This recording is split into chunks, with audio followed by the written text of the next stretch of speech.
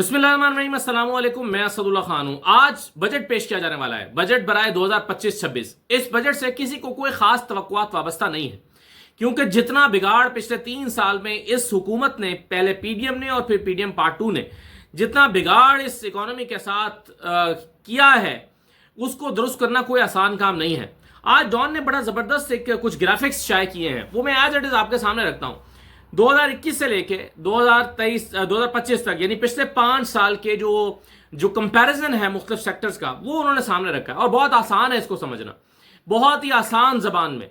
यानी अगर आप ये पहला ग्राफिक मैं आपको दिखाऊं जीडीपी, तो जीडीपी ये पहला जो आपको रेड कलर में नजर आ रहा है, ये आपको 2021 नजर आ रहा है, ग्रीन कलर में 2022 है, उसके बाद ऑरेंज कलर में 2023 है, ब्लू कलर में 2024 है और ब्लैक कलर में 2025 है। तो जीडीपी अगर आप देखें 2021 में, जब इमरान खान का जमाना चल रहा था, और आपको याद होगा 2021 में जो कोविड है वो अपने उरूज पर था, कोविड आया हुआ था और बड़ा सख्त किस्म का कोविड था, लेकिन इसके बावजूद पाकिस्तान की इकोनॉमी 5.8% पर थी। जीडीपी ग्रोथ, इकोनॉमी नहीं, जीडीपी ग्रोथ 5.8% पर था। 2022 में जैसे ही थोड़ा सा संभली, यानी कोविड से बाहर निकली पाकिस्तान की हुकूमत, तो पाकिस्तान का जीडीपी हो गया 6.2 जीडीपी ग्रोथ रेट था पाकिस्तान का 2022 में। उसके बाद इमरान खान की हुकूमत को खत्म कर दिया गया, तो 2023 में 6.2 से सीधा आया -0.2 पे। 6.2 से सीधा अगले साल पीडीएम की हुकूमत में आया -0.2। ये ऐसे ही हो गया। यानी ये क्या इत्तेफाक था कि इमरान खान के दौर में सब इंडस्ट्री चल रही थी, सर्विसेज चल रही थी, एग्रीकल्चर चल रही थी, और अचानक से फिर ये डाउन हो गया। उसके बाद ब्लू कलर में आपको 2.5 नजर आ रहा है, ये 2024 है। फिर ये 0.2 से उठा के 2024 में 2.5 पर लेकर आए, और फिर इस दफा 2.7। टारगेट था 3.6 का, और मैंने कल आपको बताया था कि ये 2.7 पे भी डाउट है, 2.7 भी 2.7 नहीं है। ये जीडीपी का हाल है 2021 के मुकाबले में आज, 2021 और 22 के मुकाबले में आज 2025 में। और कहते हैं कि जी देखिए हमने इकोनॉमी चला दी है। असल में ये कहते हैं ना कि हमने इकोनॉमी चला दी है, तो ये किससे कंपैरिजन करते हैं? ये अपने 2023 से कंपैरिजन करते हैं, क्योंकि 2023 में बिल्कुल गिर गई थी, उसके मुकाबले में कुछ उठी है। तो हुकूमत कहती है देखें जी इकोनॉमी चल पड़ी है, अपने पैरों पर खड़ी हो गई है। यानी पहले आपने इसको जमीन बोझ कर दिया और उसके बाद आपने इसको गिरा दिया, उठा दिया। तो कहा कि हालांकि अब भी ये 2022 और 23 के मुकाबले में, 2021 और 22 के मुकाबले में बहुत डाउन है।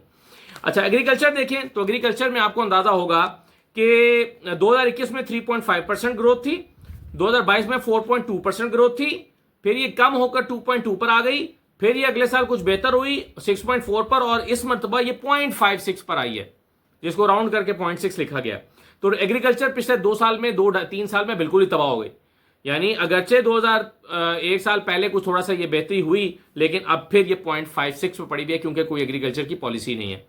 ये 3.5 और 4.2 के साथ इमरान खान की हुकूमत के दौरान एक अच्छी ग्रोथ शो कर रही थी। सर्विसेज सेक्टर देखें, सर्विसेज सेक्टर 2021 में 5.9% ग्रोथ, 2022 में 6.7% ग्रोथ, और उसके बाद फौरन ये गिरी 2023 में। हालांकि ये 21 और 22 कोविड के ईयर्स हैं, ये ज़हन में रखें।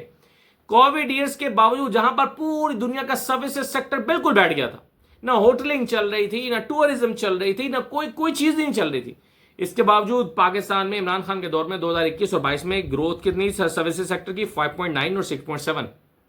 और उसके बाद जो है वो ये पीडीएम की हुकूमत आ गई, तो ये 0.04 पे चली गई, 0.4 पे नहीं, 0.04 पे। और फिर 2024 में 2.2 पे आई, और 2025 में 2.9 पे। स्टिल अभी भी 2021 और 22 को टच नहीं कर सकी। इसके बाद अगर आप देखें इंडस्ट्री को, तो इंडस्ट्री इमरान खान के दौर में 2021 में 8.2 पे थी। बड़ा दबाव था इमरान खान को कि इंडस्ट्री बंद कर दो, कोविड है, लोग मर जाएंगे, पहले जान बचाओ, ये जान बचाने का साल है। लेकिन हुकूमत की पॉलिसी की वजह से ये इंडस्ट्री जो हमारी 8.2% ग्रोथ के साथ, रेड कलर आपको नजर आ रहा है इसमें। फिर 2022 में 7% ग्रोथ, अच्छी ग्रोथ थी इंडस्ट्री में। मजदूर नहीं मिल रहा था, लूमें पूरी अपने 24 घंटे चल रही थी, परफॉर्म कर रही थी। और उसके बाद ये पीडीएम नाजिल हुई इस मुल्क पे, और पीडीएम की हुकूमत में आते ही 7% ग्रोथ कहां चली गई? -3.9% पे। कैसे हुआ ये? क्या किया इंडस्ट्री के साथ? 7% से कैसे ये -3.9 पे गई? आपको याद होगा उस वक्त सारे इन्होंने एलसीज बंद कर दी, कारोबार बंद कर दिया, न जाने क्या एजेंडा था, ये -3.9 पे आ गई। फिर उसके बाद -1.4 और अभी 4.4 उन्होंने शो किया इंडस्ट्री, लेकिन लार्ज स्केल मैन्युफैक्चरिंग अभी भी -1.5 पर है।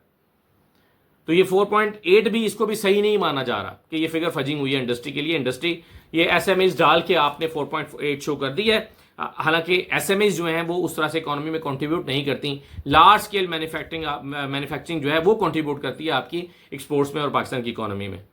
अच्छा, फिर इन्फ्लेशन जो है वो इमरान खान के दौर में 8.9% थी, कोविड आ गया, पूरी दुनिया में महंगाई हुई, जो तेल है वो बहुत ऊपर चला गया और फिर भी महंगाई 12.2 पर थी। और अगले ही साल ये हुकूमत जिसको 29.2 पर ले गई 2023 में, जब पीडीएम की सरकार थी, जिस साल इलेक्शन होने थे इन्होंने नहीं कराए और ये चली गई 29.2 पे, फिर 23.4 और अब ये 4.7 पे लाए। तो ये इन्फ्लेशन का हाल था। यानी आपने पहले इमरान खान की हुकूमत जाने के बाद, पीटीआई की हुकूमत जाने के बाद, पहले आपने हर सेक्टर को तबाह कर दिया इस हद तक है जिस हद तक हो सकता था। अब कुछ सहारा देके आप कह रहे हैं देखें जी इकोनॉमी तो चल गई है। अब आपको थोड़ा सा सहारा देके कह रहे हैं इकोनॉमी तो चल गई है। यानी आप कंपैरिजन इमरान खान की हुकूमत से नहीं कर रहे, आप कंपैरिजन अपने 2023 के साथ कर रहे हैं। आप कह रहे हैं कि 2023 में चूंकि बहुत ही बुरा हो गया तो उसके मुकाबले में तो देखो चल गया है, तो चूंकि ये चल गया है, इकोनॉमी चल गई है, बेहतर हो गई है, तो ठीक है, इससे जो है वो हमारी परफॉर्मेंस बहुत अच्छी है। लेकिन कल की इकोनॉमिक सर्वे रिपोर्ट ये बताती है कि कोई भी टारगेट्स आपने अचीव नहीं किए गए। आज सारे अखबार ने खबरें लगाई हुई हैं और इवन डॉन की हेडलाइन है कि ग्रोथ स्टम्बल्स एज की टारगेट्स मिस्ड। आपके की टारगेट जो है वो सारे मिस हो गए हैं। और क्या है इसके नतीजे में सूरत हाल इकोनॉमी की, वो आपके सामने ही है। ना इंडस्ट्री चल रही है, ना आपकी रियल एस्टेट चल रही है, ना आपकी सर्विसेज सेक्टर चल रहा है, एग्रीकल्चर का बुरा हाल है। कौन सा सेक्टर चल रहा है भाई? पावर सेक्टर मजीद तबाह हो गया, कर्जे आपने मजीद दे लिए, सेक्टर चल कौन सा रहा है?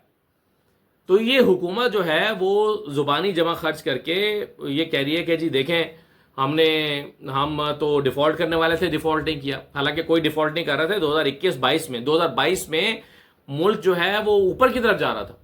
और टारगेट्स बता रहे हैं, मतलब मैं तो नहीं बता रहा ना, या आपने अभी आपने ग्राफ्स देखे हैं तो आदाद शुमार बता रहे हैं, स्टेटिस्टिक्स बताते हैं।